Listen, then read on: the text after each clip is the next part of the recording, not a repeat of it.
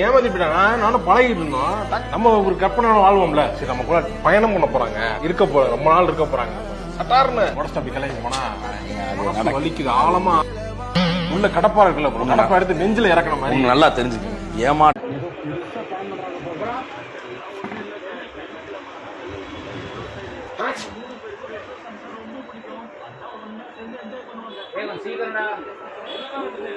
சீக்கிரம் டக்கன் பண்ணுங்க. 2 பேர்ஸ் தான் போடலாம். ரொம்ப கஷ்டம் இல்லை.